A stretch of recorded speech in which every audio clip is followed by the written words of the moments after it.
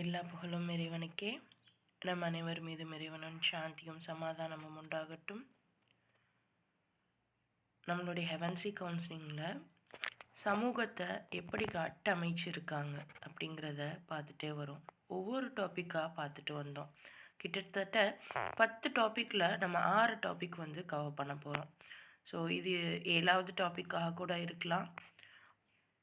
என்ன அப்படின்னா, ஒரு ஒரு சோஷியல் இன்ஜினியரிங், சமூக கட்டமைப்பு அப்படின்னு பார்த்திங்கன்னா, இது வரைக்கும் நம்ம வாழ்க்கையில் மற்றவங்க எப்படியெல்லாம் நம்மளை விஷயங்களை நம்ப வச்சு அவங்களுக்கு தெரிஞ்சோ அல்லது தெரியாமலோ, நமக்கு தெரிஞ்சோ அல்லது தெரியாமலோ நம்மளை சில வேலைகளை செய்ய வச்சுருக்காங்க. நம்மளுடைய மனசில் பதிஞ்சு இருக்கக்கூடிய சில வரைமுறைகளை நம்ம எப்படி மாற்றி அமைக்கிறது, இது பற்றின ஒரு எக்ஸ்ப்ளரேஷனாகத்தான், ஒரு பயணமாகத்தான் இதை நம்ம பார்க்குறோம். ஸோ அப்படி நம்ம ரீசண்டாக நிறைய விஷயங்களை பார்த்தோம். ஃபேமிலியாக இருக்கட்டும், இன்னும் பக்கத்து வீட்டுக்காரவர்களாக இருக்கட்டும், நண்பர்களாக இருக்கட்டும், இவங்களையெல்லாம் நம்ம பார்த்துட்டே வந்தோம் இல்லையா? இப்போ இன்றைக்கி நம்ம எதை பார்க்க போகிறோம் அப்படின்னா, காதல், லவ். ஸோ இந்த காதல் அப்படின்னா என்னங்கிறத புரிஞ்சுக்கிறதுக்கு நமக்கு சில எஃபெக்டிவ் டெக்னிக்ஸ் இருக்குது. அதில் முக்கியமான 10 டெக்னிக்ஸை இப்போ நம்ம பார்க்க போகிறோம். சரியா? அப்போ முதல்ல காதல்னால் என்ன அப்படின்னு நம்ம தெரிஞ்சுக்கிடுவோம். ஒரு விருப்பம் அல்லது ஒரு அன்பு, இது இறைவனால் இந்த மனிதர்களுக்கு கொடுக்கப்பட்ட ஒரு கிஃப்ட் அப்படின்னா அது மிகையாகாது. ஏன் அப்படின்னா, இறைவனுடைய வார்த்தைகளில் நம்ம இதை புரிஞ்சுக்க முடியும். எப்படின்னா, மனிதர்களுக்கு அன்பை நாம் தான் கொடுக்கிறோம், நாமே திரும்பவும் அதை எடுத்துக்கொள்கிறோம் அப்படின்னு திருமறை வசனங்களில் நம்மளால் பார்க்க முடியுது. அப்போது விஷயம் என்ன அப்படின்னா, காதல்னால் என்னன்னு கண்டுபிடிக்கிறதுக்கு முன்னாடி முதல்ல அது எங்கேருந்து வருது அப்படிங்கிறத நம்ம கண்டுபிடிச்சிடணும். ஸோ விஷயம் நம்ம புரிஞ்சுக்க வேண்டியது இந்த காதலை பற்றி அப்படின்னு பார்த்திங்கன்னா, அது இறைவனால் மனிதருக்கு கொடுக்கப்பட்ட ஒரு கிஃப்ட், ஒரு பரிசு. அப்போது ஏன் இந்த பரிசு நமக்கு இருக்குது, எதுக்கு, இதனுடைய நோக்கம் என்ன அப்படின்னா, இது இயற்கையாகவே இறைவன் எல்லா படைப்புகளுக்குமே, உயிருள்ள எல்லா படைப்புகளுக்குமே இந்த அன்பு அப்படிங்கிறத, இந்த காதல் அப்படிங்கிறத கொடுத்து தான் இருக்கான்.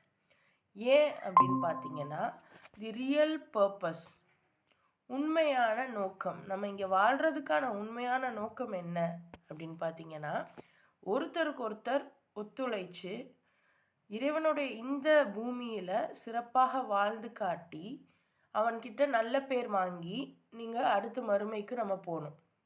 இதுதான் ஃபுல் பிளானுமே.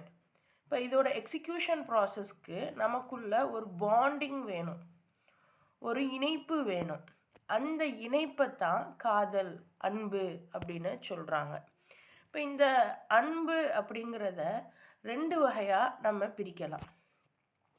ஒன்று பார்த்திங்கன்னா, உங்களுடைய அதாவது உங்களுடைய மற்ற நபர்களோடு நீங்கள் வைக்கக்கூடிய அன்பு, உங்களுடைய நண்பர்களாக இருக்கலாம், உங்களுடைய உறவினர்களாக இருக்கலாம், உங்களுக்கு பிடித்த ஏதாவது ஒரு பொருளாக இருக்கலாம். இது ஒன்று. இன்னொன்று, உங்களுடைய அந்தரங்க என்ன சொல்கிறது, இன்டிமேட் பார்ட்னர். தமிழில் எனக்கு டக்குன்னு வரலை, பட் நீங்கள் புரிஞ்சுப்பீங்கன்னு நினைக்கிறேன். இன்டிமேட் பார்ட்னர் விச் மீன்ஸ் நீங்கள் திருமணம் செய்து கொண்ட நபர், உங்களுடைய கணவனாக இருக்கலாம் அல்லது மனைவியாக இருக்கலாம். அப்போது இந்த அன்புங்கிறது இந்த மாதிரி 2 வகையாக பிரியுது. ஸோ இதில் விஷயம், நம்ம இது இறைவனோடதுன்றதை புரிஞ்சுக்கிடணும். 2வது, இது இயற்கையானதுங்கிறத புரிஞ்சுக்கிடணும். 3வது, அதனுடைய லிமிட்டேஷன்ஸை புரிஞ்சுக்கிடணும். லிமிட்டேஷன்ஸை விட இன்னும் முக்கியமானது வெரிஃபை பண்ணிக்கிடணும். 4வது என்ன அப்படின்னா, வெரிஃபிகேஷன் பண்ணுறது.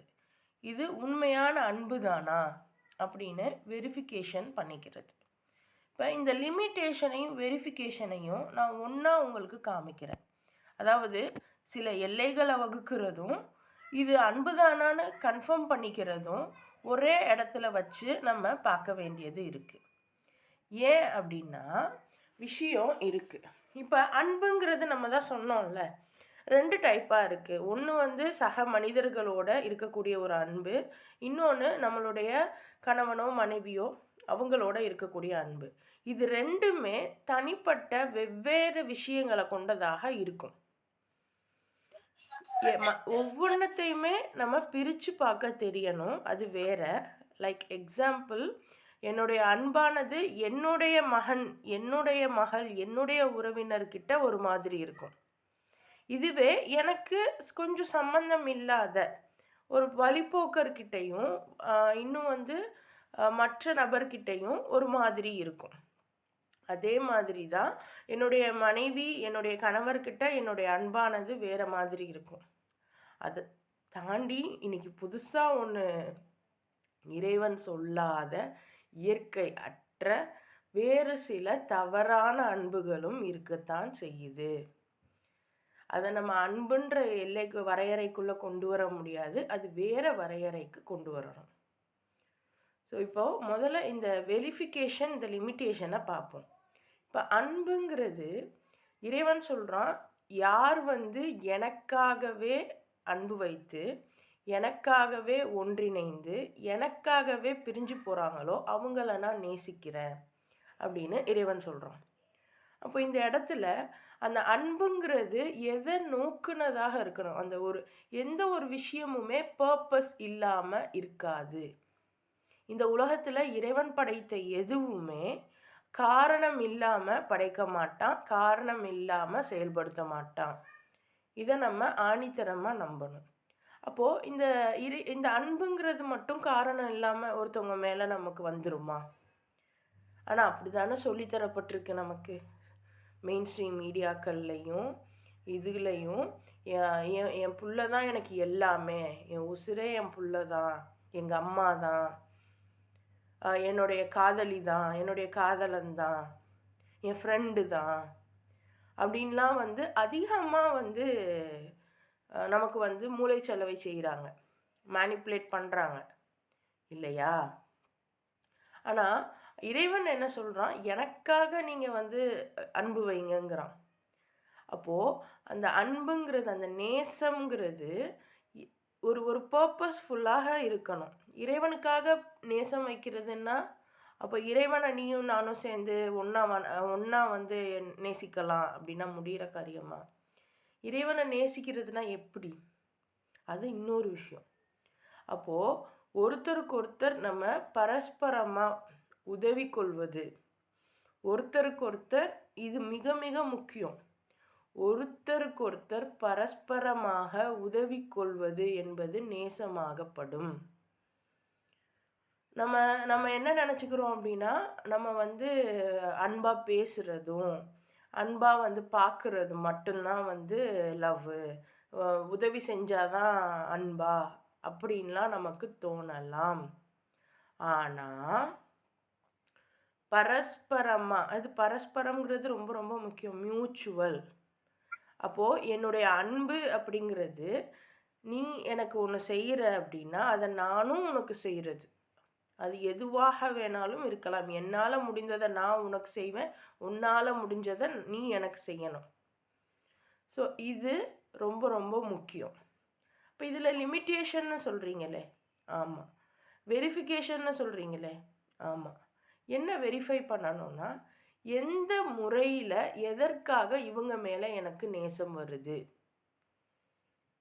இப்போ இறைவன் யார் யார் மீதெல்லாம் நேசம் வைக்க சொல்கிறான் அப்படின்னா, அதிகமாக நீங்கள் திருமறை குரான் எடுத்து பார்த்தீங்கன்னா அனாதைகள் மேலே நேசம் வைக்க சொல்கிறான். ஆனால் இன்னைக்கு நம்ம யாராவது அனாதைகள் அவங்க மீது நம்ம நேசம் வைக்கிறோமா? அப்போ அனாதைகள் மீது நேசம் வைங்க அப்படின்னு சொன்னாவே நமக்கு புரிஞ்சிடணும், அனாதைகளுக்கு நம்ம உதவி செய்யணுங்கிறது.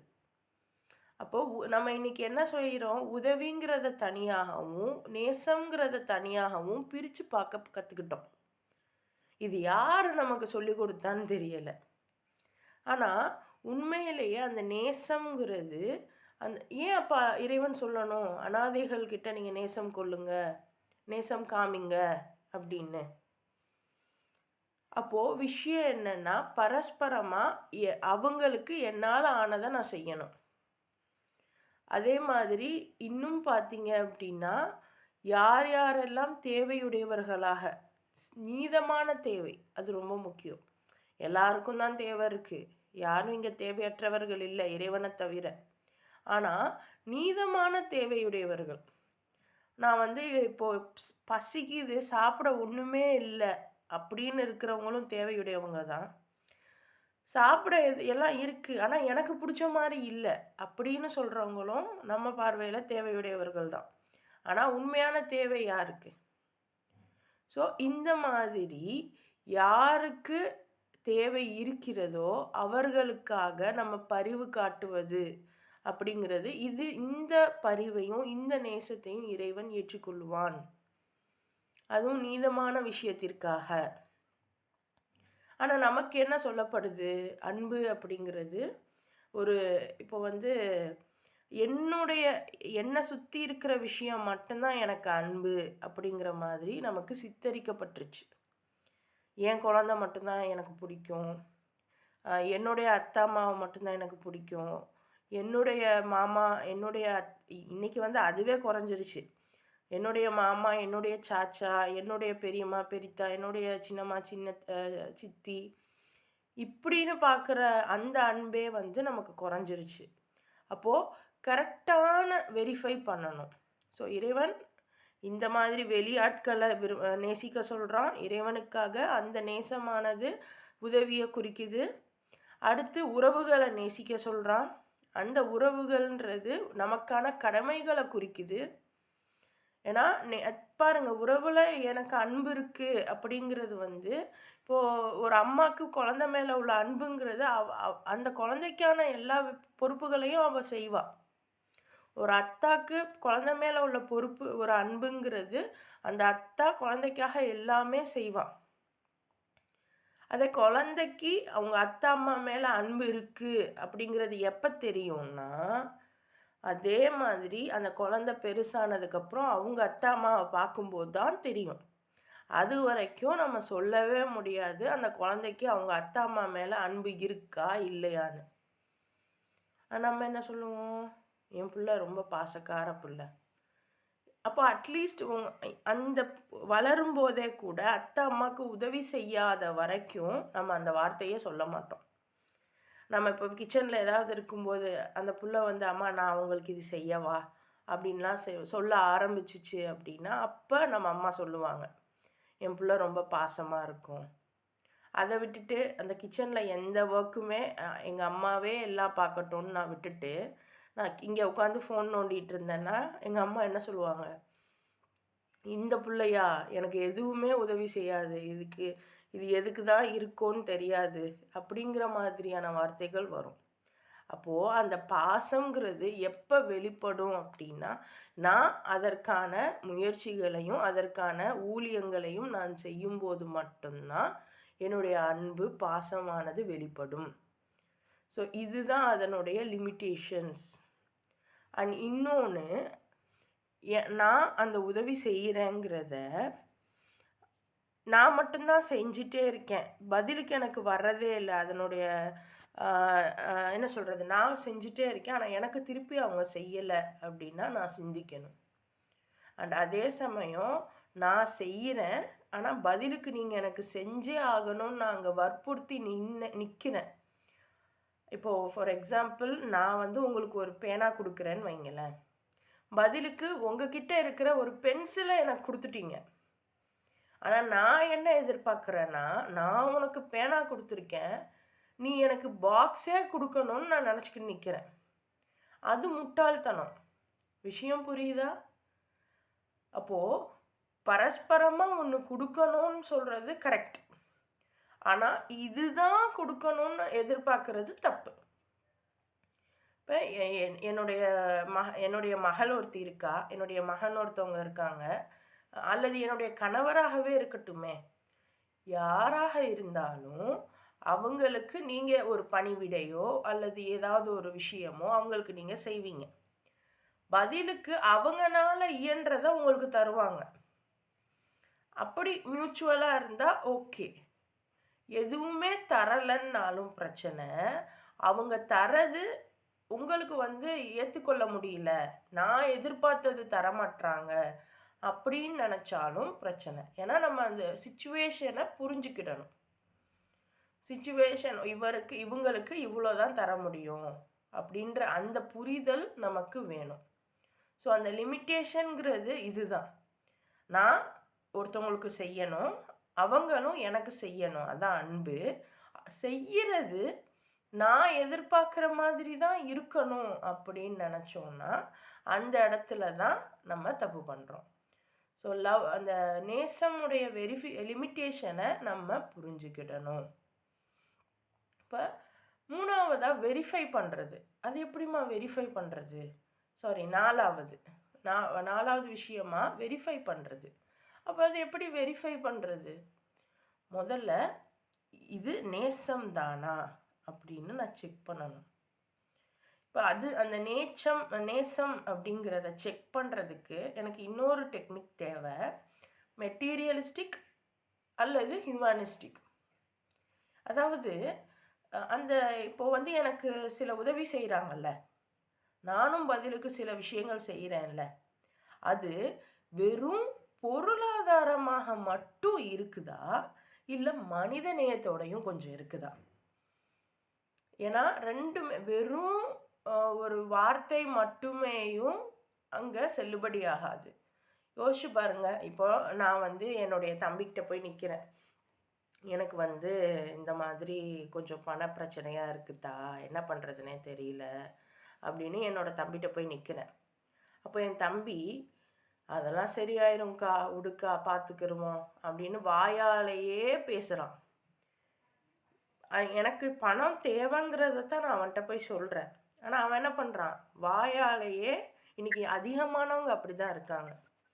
நான் உங்களுக்காக அது செய்கிறேன், இது செய்கிறேன், இப்படி பண்ணுவோம், அப்படி பண்ணுவோம் அப்படின்னு வாயாலேயே பேசிட்டு என்ன உதவி அவங்க கேட்டு வந்தாங்களோ அதை செய்ய முடிகிற நிலைமையில் இருந்தாலும் செய்யாமல் அவாய்ட் பண்ணிட்டு போயிடுறாங்க.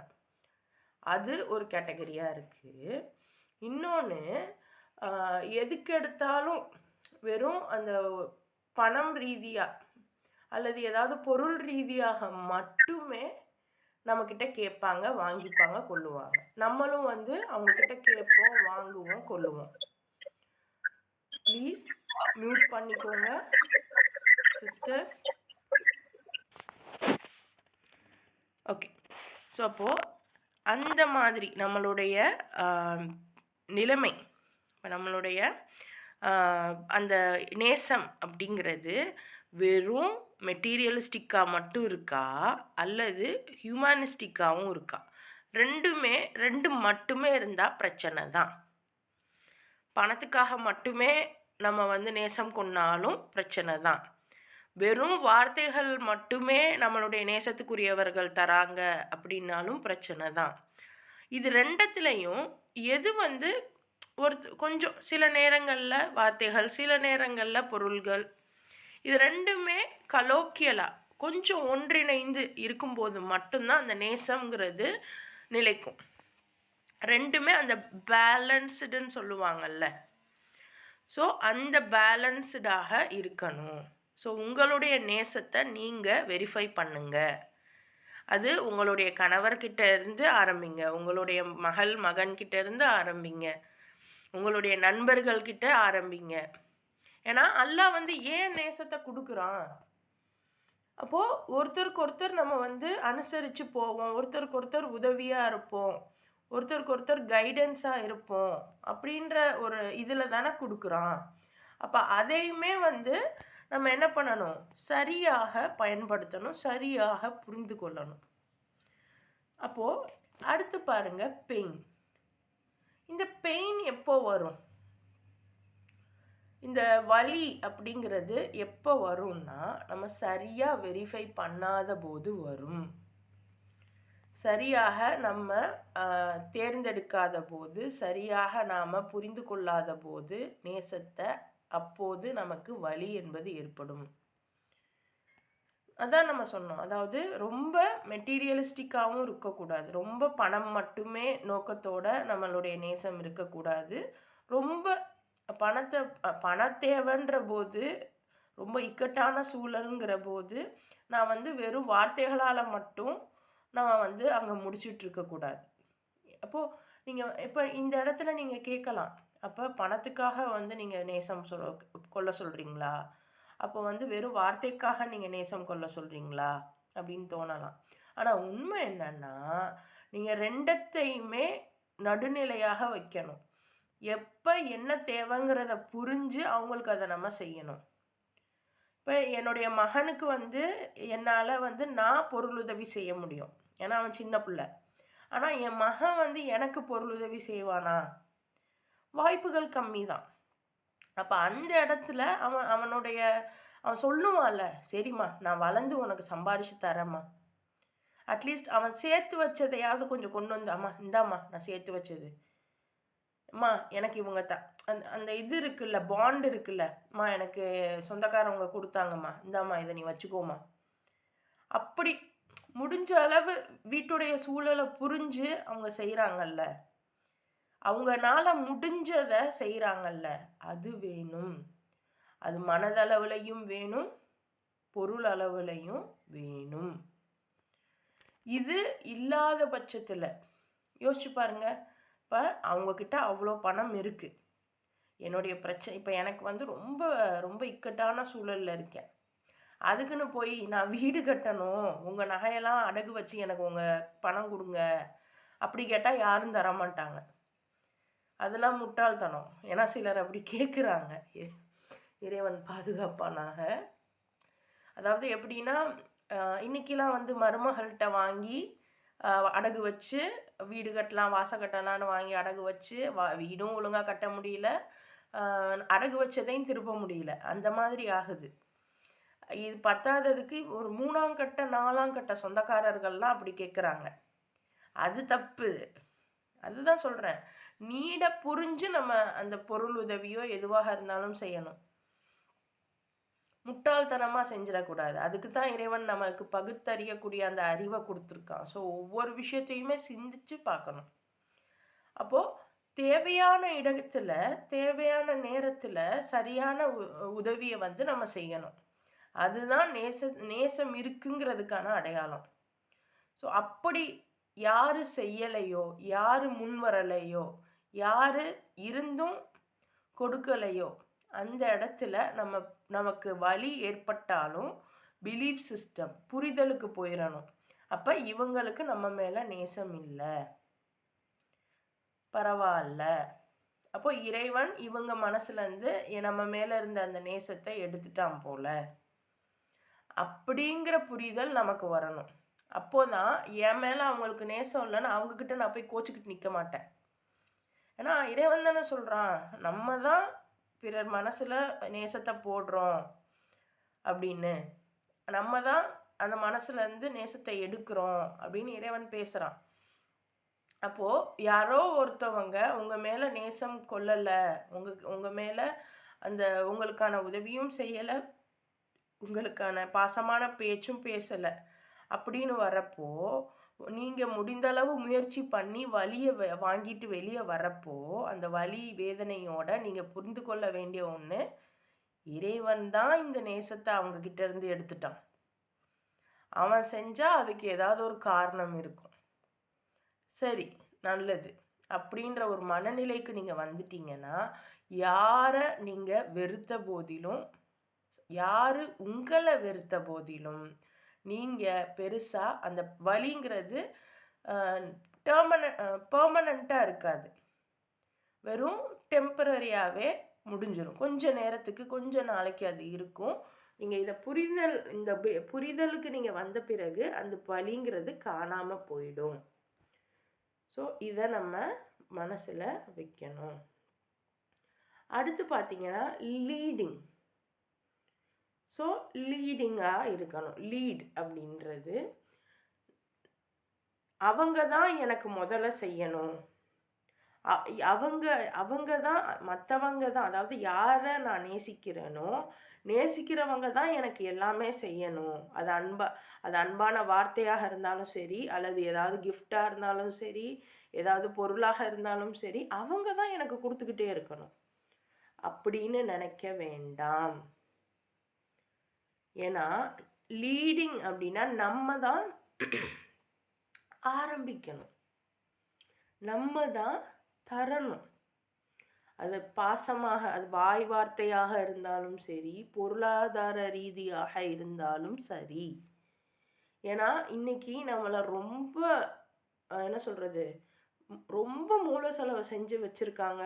கஞ்சத்தனத்துலேயும் என்ன சொல்கிறது, இன்னொன்று அந்த இதுலேயும் வந்து ரொம்ப மூல செலவை செஞ்சு வச்சுருக்காங்க, சோம்பேறித்தனத்துலேயும். நீங்கள் இது செஞ்சாவே போதுன்ற மாதிரி. அப்படி கிடையாது.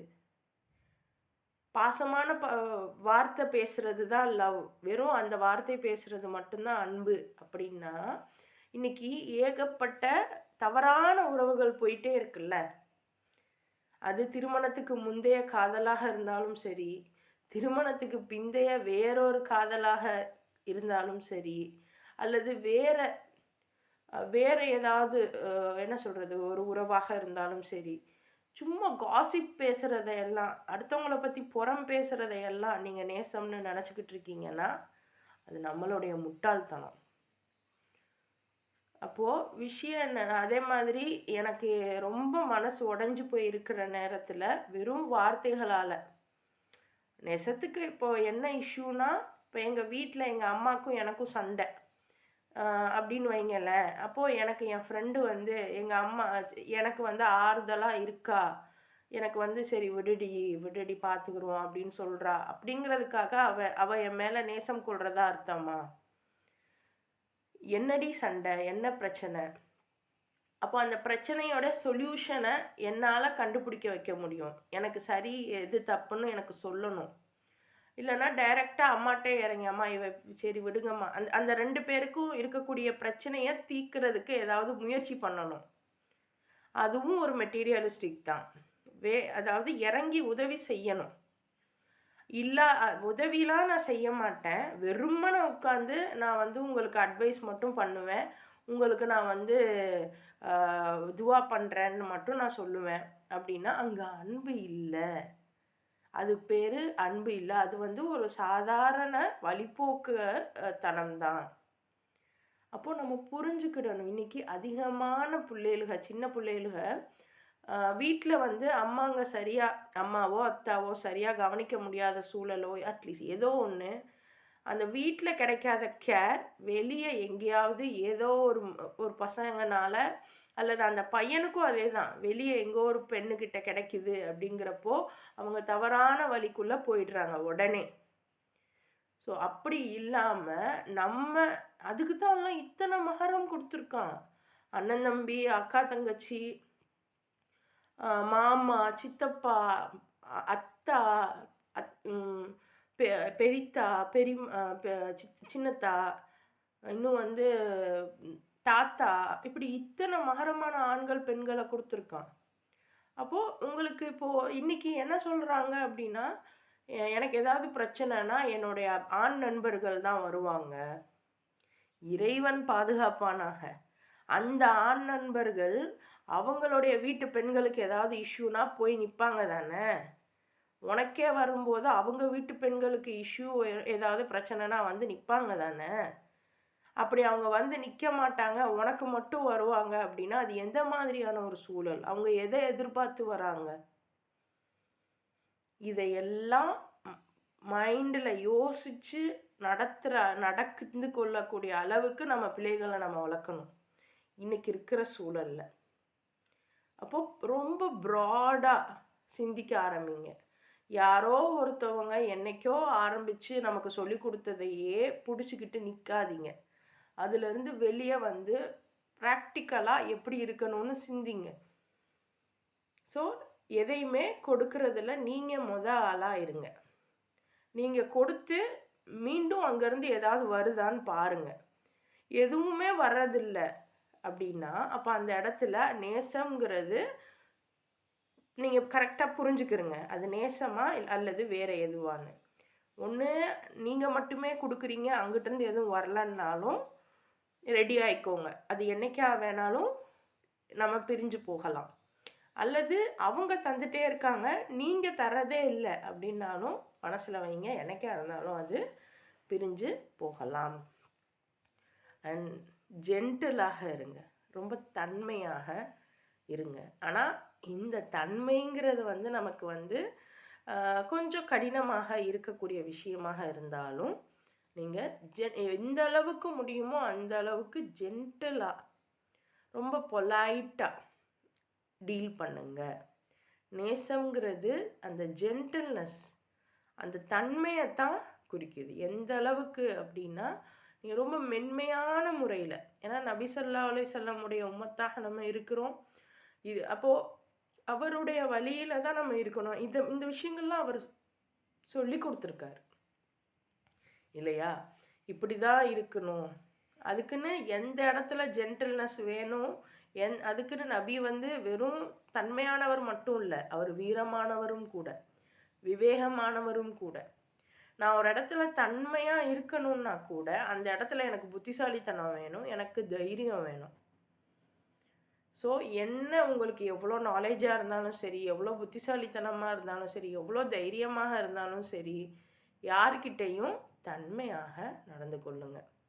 அண்ட் இந்த நேசங்கிறது நமக்கான பிளெஸ்ஸிங்.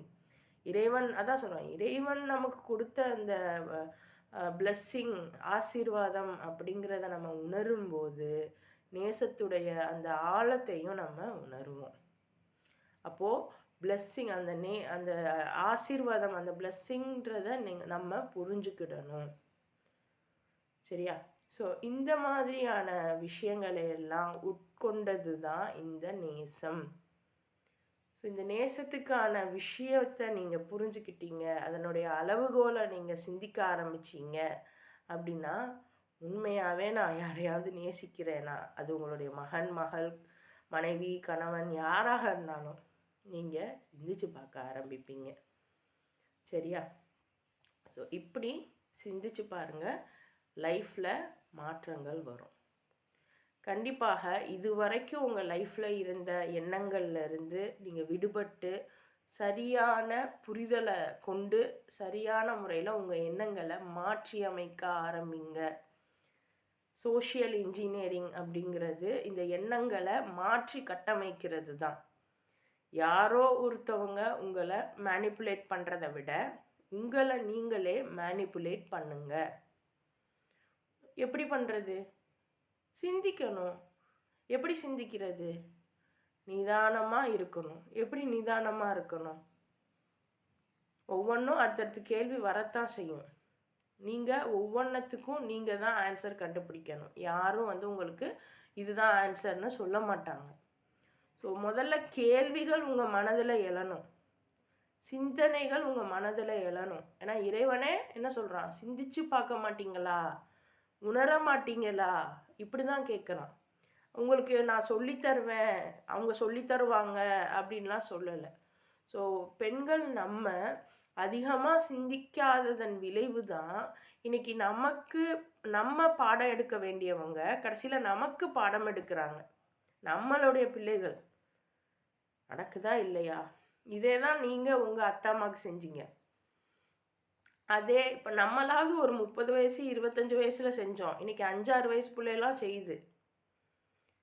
ஸோ நிதானமாக ஒவ்வொரு விஷயத்தையுமே சிந்திக்க ஆரம்பிங்க, புரிதலுக்கு கொண்டு வாங்க, வாழ்க்கை சிறப்பாக இருக்கும். ஸோ இன்றைக்கான செஷன் நல்லபடியாக முடிஞ்சிச்சு. தேங்க்யூ. ஸோ இன்றைக்கி நீங்கள் என்ன கற்றுக்கிட்டீங்க? உங்களுடைய கருத்துக்களை ஷேர் பண்ணலாம். அஸ்ஸலாமு அலைக்கும் உஸ்தாத். வலைக்கும் சலாம். அந்த வேலையை பற்றி சொன்னீங்களேங்க உஸ்தாத், பிள்ளைங்க வேலை செஞ்சால் நம்ம பாராட்டுவோம், வேலை செய்யலைன்னா நீங்கள் சொன்ன மாதிரி ஒரு வார்த்தை விடுவோம்ல, அது எனக்கு செட் ஆகுது. செட் ஆகுதா? எல்லாருக்குமே செட் ஆகும் தான். எல்லாரும் சொல்ற விஷயம் தான். ஆனா அதுதானே உண்மையும் கூட. அப்போ என் புள்ள என் மேல பாசமா இருக்குங்கிறது எப்ப தெரிய வரும்? அது எனக்காக ஏதாவது வேலை செஞ்சா தானே தெரிய வரும். நான் அதுக்காக இவ்வளவும் செய்றேன். அது எனக்காக ஒண்ணுமே செய்யலன்னா, அது எப்படி பாசமாகும்? அப்ப நமக்கு கோவம் தான் வரும். கரெக்ட்டு தான். இதெல்லாம் வந்து நானும் எங்க அம்மாட்ட உணர்ந்திருக்கேன். ஸோ, அதனாலேயே வந்து ஏதாவது முடிஞ்சது ஏதாவது செஞ்சுட்டு வர்றது. என்னால எங்க அம்மா அளவுக்கு நான் சுறுசுறுப்பா இல்லன்னாலும், அட்லீஸ்ட் நம்மனால முடிஞ்சதையாவது அவங்களுக்கு செஞ்சு வச்சுட்டு வருவோம் அப்படின்னு செய்றது. ஸோ, அப்ப நான் நான் ஒரு வேலை தான் செய்வேன். அந்த அம்மா 10 வேலை செய்யும். நான் ஒரே ஒரு வேலை செய்வேன். ஆனா, அதையே அவ்ளோ பெருமையா சொல்லுவாங்க. என் புள்ள எனக்கு எல்லா வேலையும் பார்த்து குடுக்கும் அப்படின்னு. அப்ப நான் இப்படி பார்ப்பேன். நம்ம ஒண்ணுமே செய்யலையே! ஒரு விஷயம் செஞ்சதுக்கு அவங்களுக்கு அவ்ளோ சந்தோஷமா இருக்கே! அப்படின்ட்டு. அப்பதான் எனக்கு புரியுது. இப்ப நம்ம இந்த வகுப்புல எனக்கு இன்னும் புரியுது. ஆமா, ஒருத்தவங்க நமக்கு பண்ணும்போது, அது நான் தொடர்ந்து அவங்களே பண்ணும்போது, நம்ம திருப்பி பண்ணா தானே அதுக்கு வந்து ஒரு அர்த்தம் இருக்கும். அப்படின்னு. எஸ். குட். அல்ஹம்துலில்லாஹ். வேற மற்ற கருத்துக்கள் என்ன கத்துக்கிட்டீங்க?